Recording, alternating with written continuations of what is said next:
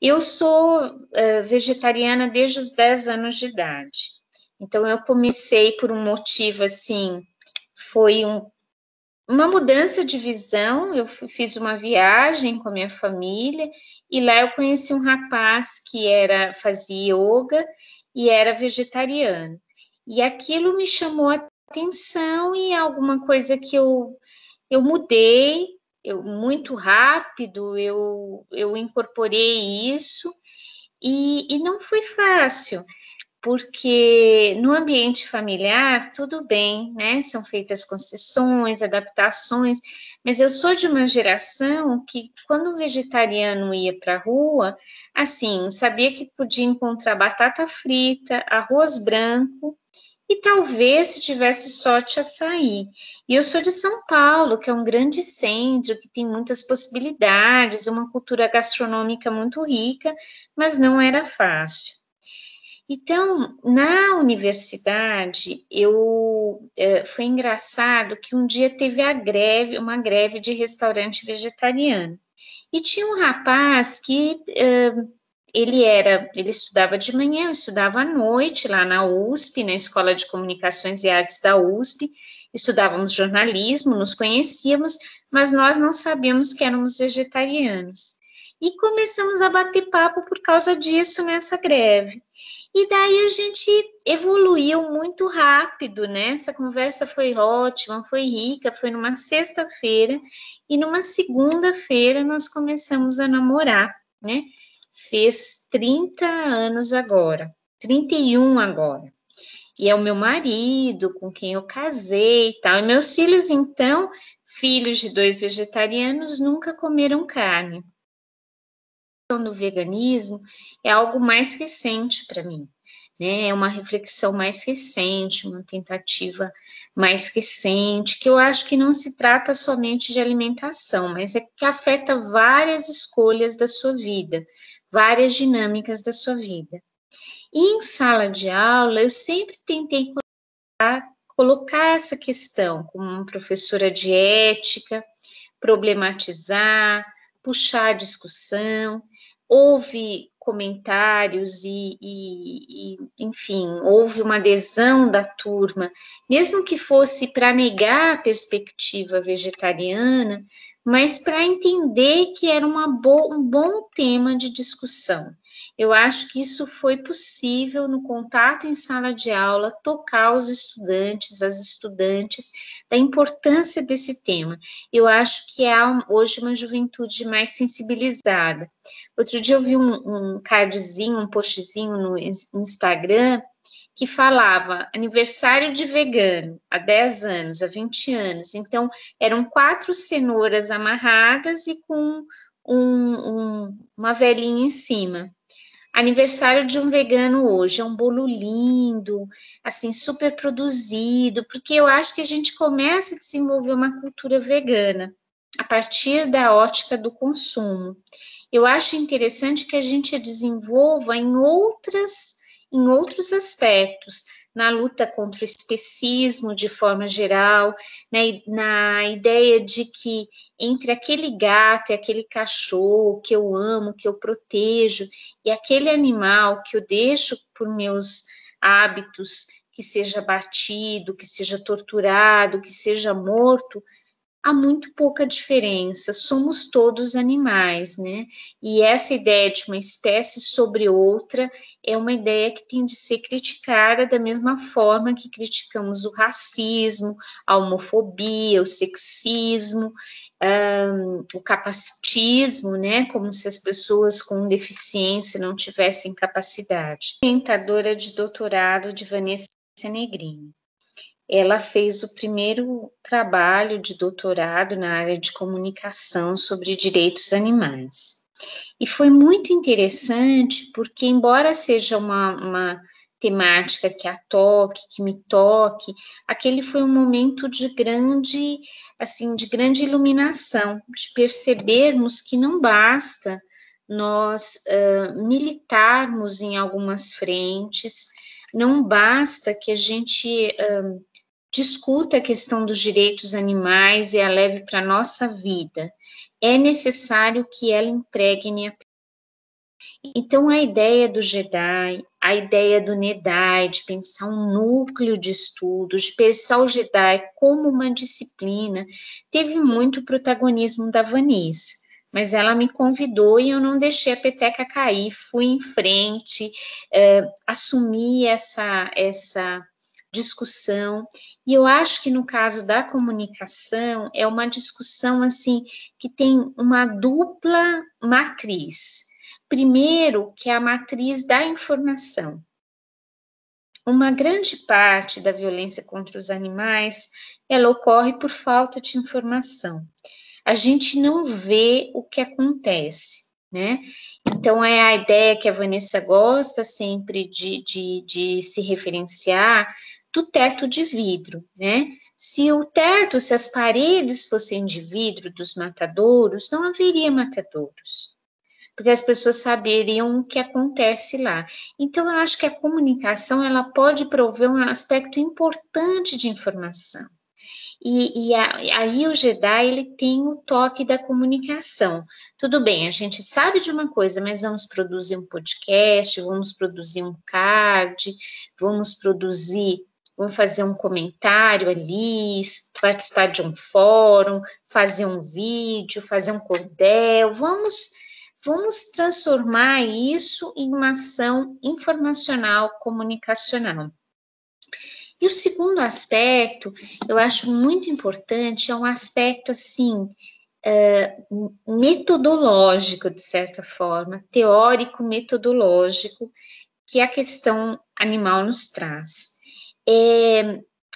A questão feminista, o feminismo, ele teve um grande impacto na ciência, porque ele não só serviu para validar alguns objetos, olha, esse é um tema de feminismo, mas também ao mudar a forma como as pessoas estudavam. Ao pensar o seguinte, quando eu cito um autor, é interessante que eu diga se ele é um autor ou se é uma autora, né?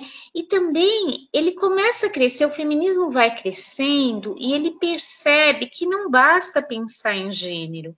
É importante também perceber que a vivência das mulheres negras e brancas é diferente. Então, mulheres brancas reivindicando espaço no mercado de trabalho. Mulheres negras sempre estiveram no mercado de trabalho, mas numa situação de subalternização.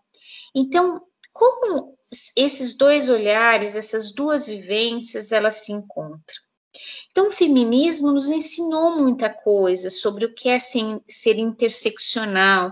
Não dá para ficar defendendo a questão das mulheres quando eu sou, por exemplo, homofóbica, se eu faço piadas em relação a uma mulher lésbica, a um homem homossexual, se eu sou gordofóbica, por exemplo, se eu olho uma amiga que é obesa, ou se eu me olho como obesa, né, por exemplo, se eu me olhasse como obesa e falasse assim, não, eu odeio isso daqui, eu questiono, se eu sou racista, se eu olho uma pessoa negra e eu vejo nessa pessoa, eu a discrimino.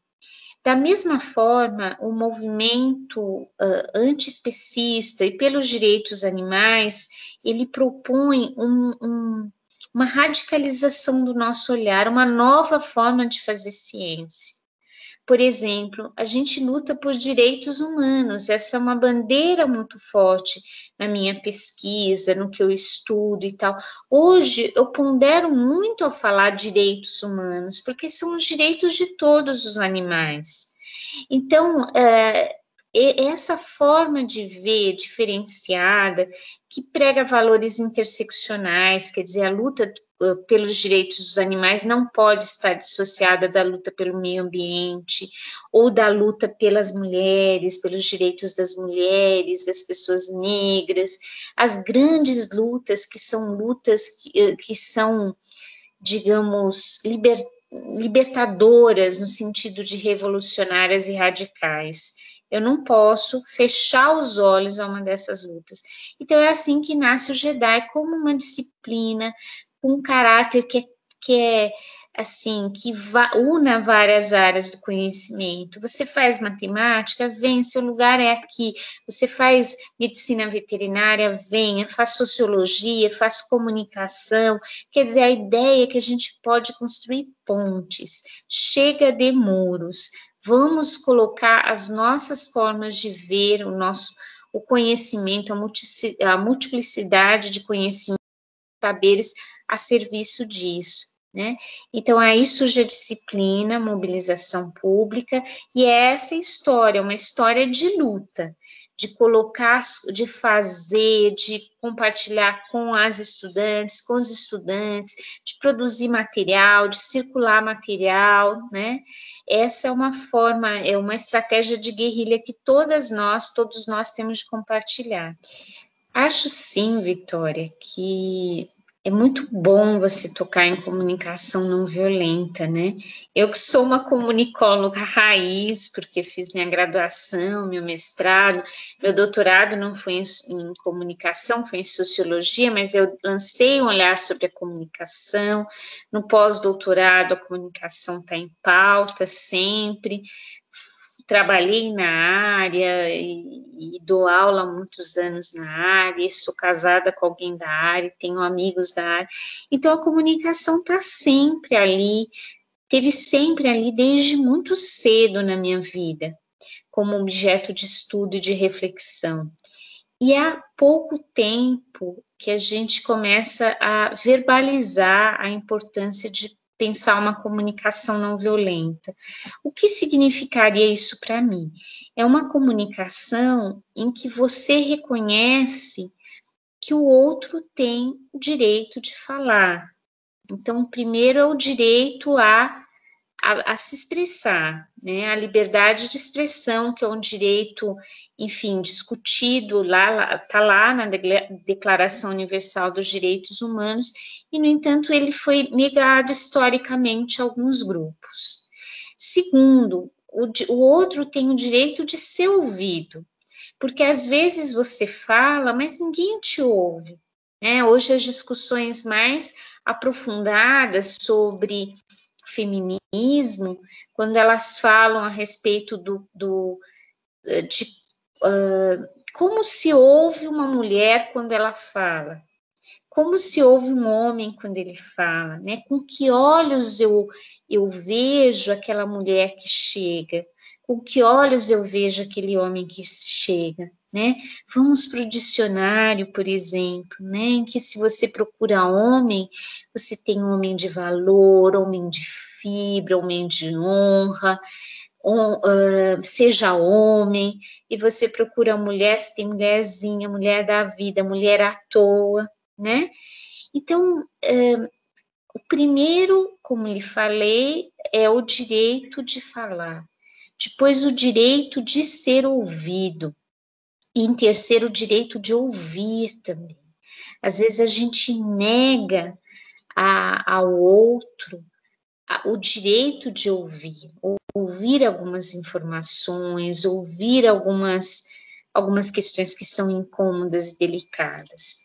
Então, num momento de tanto ódio, eu não digo de tanto radicalismo, porque o radicalismo é muito bom. A Hannah Arendt dizia que radical é alguém que toma uma questão pela raiz.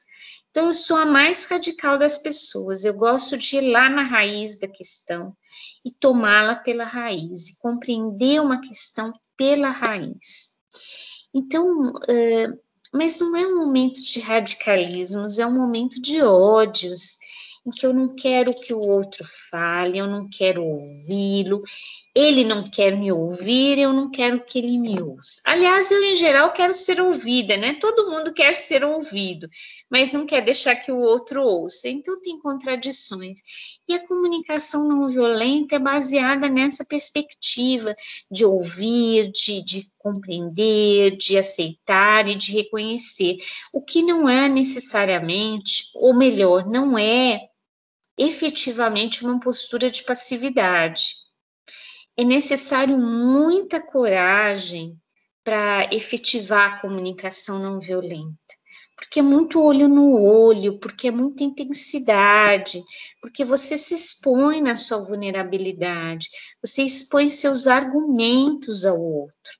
Isso é muito, muito difícil.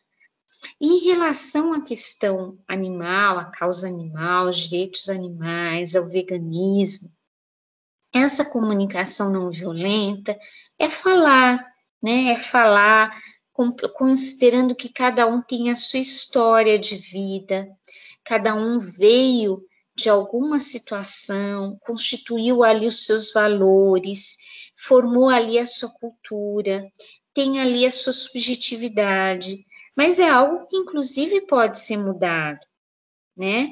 Mas eu não posso encontrar, não posso subjugar o outro à minha visão de mundo.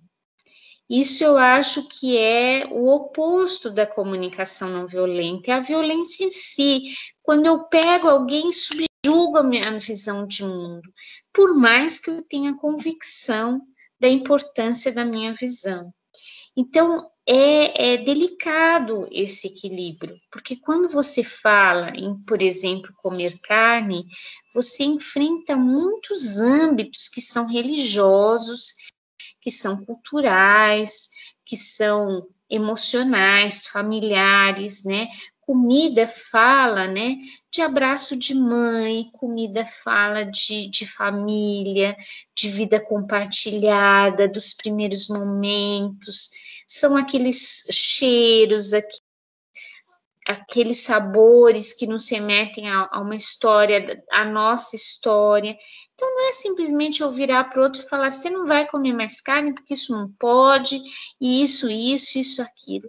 Não é assim, né? Então, é ouvir o que o outro tem a dizer e é dizer o que você tem a dizer, né? E talvez, em alguma instância, à medida que a nossa capacidade cognitiva, a nossa percepção nos permita, é ouvir os animais, né?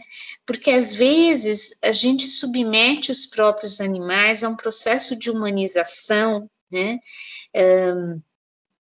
Então eu compreendo e reconheço que um porco ou uma vaca sofram muito de formas assim terríveis para mim. Mas também, muitas vezes, aqueles cães, aqueles gatos, submetidos a processos tão humanizadores, também estejam sofrendo, né? Então, a gente tem de refletir sempre sobre isso. A comunicação não violenta, eu acho que ela parte de um princípio de humildade, sabe? De que a verdade está do outro lado, que é algo que você pode aprender com o outro.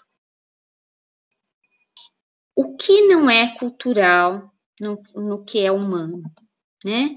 Então eu pergunto assim para os estudantes, e aí, me fala o que não é cultura, porque o que é cultura é muito fácil, né? Nós somos inscritos, a gente entrou nesse caldo cultural, qual a gente ajuda a construir, a reconstruir, e dizer que algo não é cultural, que seria um impulso, que seria algo da nossa natureza, é muito difícil, porque tudo isso já foi permeado pelo cultural. Então, assim, há uma grande discussão. Olha, hoje houve a nomeação da TPM, por exemplo, e muitos antropólogos refletem, muitas antropólogas se perguntam se o que deu origem à doença não foi a nomeação da doença ou da síndrome, né? Daí as pessoas falam, não, mas é real, quero que você sinta. Não se trata de ser real ou não ser real. É que quando você nomeia alguma coisa, quando você empregue nessa coisa com o carimbo da cultura, você muda essa questão, né? E aí eu te digo uma coisa, a nossa relação com os animais, né, se a gente pensar nas pinturas rupestres, né, em que há um grupo há um clã, há um agrupamento humano correndo atrás, por exemplo, de um animal maior e mais forte, mas juntos em grupo e acompanhados por um cachorro, né? A nossa experiência com os cães, ela é, enquanto espécie, muito antiga, muito, muito antiga. Mas não significa que ela tenha se mantido a mesma em todos os lugares. Há lugares em que pensar em comer um cachorro é, assim, é terrível, né? Como no Brasil, por exemplo. Eu tenho certeza que muitas pessoas matariam outros seres humanos em defesa de seus animais. Porém, eu também enxergo e em outros lugares, comer os cães foi uma solução para a fome, inicialmente, para uma carência alimentar, e depois virou um hábito, depois virou um gosto, se constituiu dessa forma. Então, de fato, o mundo tem muitas culturas. E eu não quero cair nem num relativismo cultural, porque há algumas coisas que os seres humanos fazem a outros seres humanos e que fazem a outros animais em nome da cultura são muito cruéis. Então, qual que é o nosso papel se a gente não pensa numa intervenção direta que aí contraria aquela ideia da comunicação não violenta? Então, a ideia é chamar atenção, é informação, é esclarecimento, é debate, é diálogo, é muita conversa, é muita porta na cara, é muita. Mas, porque as culturas mudam, elas podem ser mudadas aos poucos e repetidamente, né? Insistentemente. É muito longo esse percurso, essa jornada é longa. Para nós, né, que vivemos uma jornada relativamente curta, uma mudança cultural de fato pode ser muito longa, mas é muito importante que seja por essas vias, porque sim, a cultura permeia a violência contra os animais, muitas vezes, né? Então, a gente vê a questão da vaquejada, a gente vê a questão enfim, dos festivais que matam os cães, a gente vê a questão dos gatos pretos sendo sacrificados nas sextas-feiras 13. A gente tem uma série de situações que são terríveis, né? Do meu olhar, do meu ponto de vista, e que são fundamentadas na cultura, enfim, num processo cultural. Mas eu digo, é possível mudar culturas, né?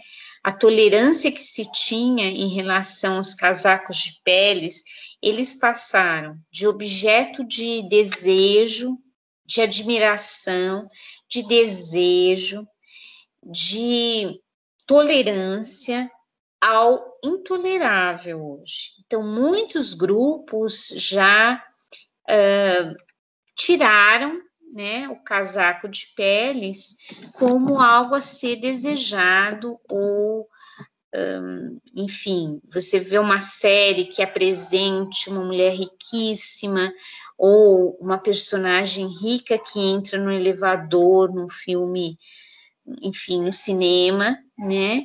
E hoje ela não vai estar usando mais um casaco de peles, e se estiver, ela vai ser tão contestada, aquele filme vai ser tão contestado, que o diretor vai ter de mandar uma notinha dizendo que eram peles artificiais, que não havia animais que foram mortos ali. Então, culturas mudam, né? Temos de manter diálogos com as culturas, ouvi-las, né? Temos de aprender com a diferença.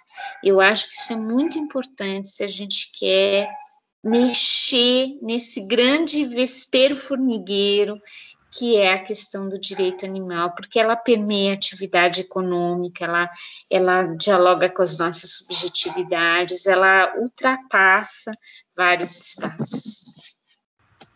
Olha, eu acho que a questão do lucro, né, e a questão da sobrevivência, eles reforçam muitas vezes aspectos culturais, né? Dialogam com eles e os reforçam. Exatamente. E aí, em relação à sobrevivência, a gente tenha de achar alternativas, né? Porque se a pessoa precisa de... Eu gosto muito de uma poeta que ela me parece que ela é goiana, embora ela tenha sido lida em Curitiba, porque ela foi casada com o Paulo Leminski, a Alice Ruiz. Eu acho que ela é fantástica, adoro. E ela tem um verso que diz o seguinte: como eu posso dizer que você é meu irmão, se eu tenho pão e tu não? Então, veja, existe um patamar, e eu acho que a ideia de uma comunicação não violenta passa por isso, que é um patamar mínimo de diálogo, né? Como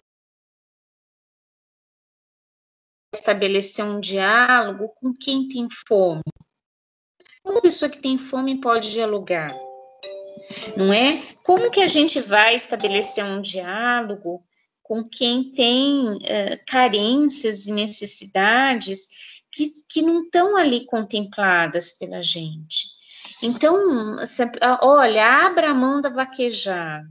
Mas eu ganho a vida com isso, eu vou fazer o quê? Ou não trabalha mais no açougue, mas não fazer mais nada. Existe um limite tênue, né, que é o limite entre a escolha e a necessidade. Eu não posso apagar, eu acho que uma contribuição bastante importante da ética é que ela não vai dizer o seguinte: olha, as pessoas não têm escolhas, tudo é pré-determinado. Porque se for assim é muito chato, né? Eu sou um robozinho, eu falo do que fui preparada para falar e para saber e tal. Porém, eu acho que a gente, das várias abordagens de ética, porque existem muitas éticas, a gente vai aprendendo cada vez mais um discurso de compreensão, né? Mais do que explicar o mundo, a gente quer compreender o mundo. E ao compreendê-lo, nós percebemos que as pessoas muitas vezes se movem por interesses e necessidades, que são de ordem material, que são de ordem subjetiva, afetiva. É esse complexo, não é? E que é claro que eu não posso dizer simplesmente deixa isso porque você está errado, porque você está fazendo uma coisa muito ruim, porque isso, porque aquilo. Não, eu tenho de pensar a complexidade, não é? Em pensar alternativas, e aí eu acho que é o âmbito de uma comunicação que é estratégica, de buscar alternativas no mercado de trabalho, no mercado profissional, bens de consumo, que possam fazer com que as pessoas protejam os animais, protejam o meio ambiente, e não sejam elas mais manipuladas para provocar uma violência sem fim, não é? Hoje, grande parte da discussão que a gente tem de ter sobre a floresta amazônica, por exemplo, é dessa natureza. Quais as alternativas que tem para aquele espaço? Como eu posso fazer com que aquele espaço seja protegido, sobretudo pelos atores que lá vivem e lá convivem? Quando eu fiz a universidade, quando eu fiz a minha graduação, eu aproveitei aquela vivência, assim, intensamente, né? Para mim, era um grande banquete. Era um banquete, assim, eu fui uma aluna muito apaixonada, eu sempre amei os livros, eu amei o estudo, eu tive a oportunidade de ter uma família que valorizava, incentivava a educação. Então, a universidade, para mim, assim, era um banquete, todo dia, assim, eu atacava aquilo com uma gula, com uma vontade, às vezes eu ficava, andava, quando eu tinha um tempinho, à tarde, assim, pela universidade, e entrava ali onde estava tendo uma palestra, um seminário, ficava 15 minutos, daí eu falava, não, eu vou ver o que tem mais adiante, e ficava, eu zapeava na universidade, sabe? Eu tinha todo esse encantamento que eu acho que definiram muito o meu desejo de permanecer na universidade, de continuar estudando e estudando cada vez mais. E eu acho que essa disciplina é algo que talvez você faça, alguém faça, porque faltam só 4 créditos. Quantas vezes eu ouvi isso como coordenadora de curso, como então coordenadora de curso? Olha, professora, só faltam 4 créditos, só faltam. Então, no fundo, a gente vê nessa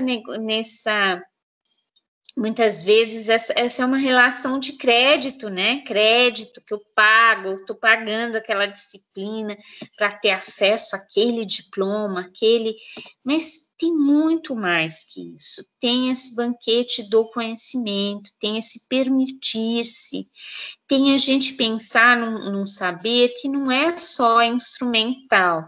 Eu aprendo isso para fazer aquilo, mas é um que nos transforme como pessoas, como sujeitos, né, que estão vivendo as suas definições, as suas indefinições, sei lá, afetivas, sexuais, políticas, profissionais, etárias, existenciais.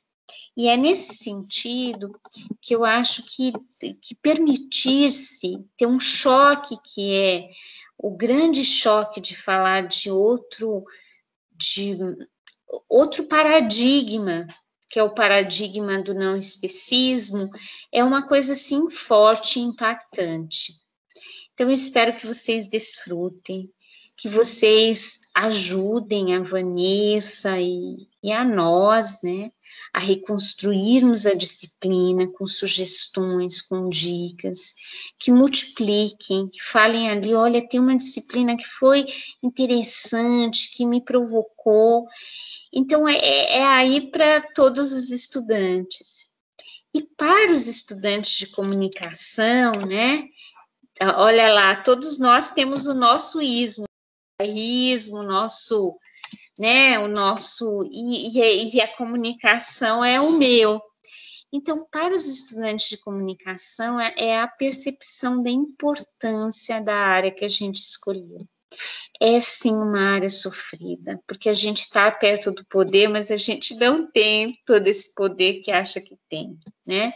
Nosso poder muitas vezes é fugaz, é passageiro, nós impactamos, mas nós não determinamos nem decidimos, mas é uma área de muita responsabilidade.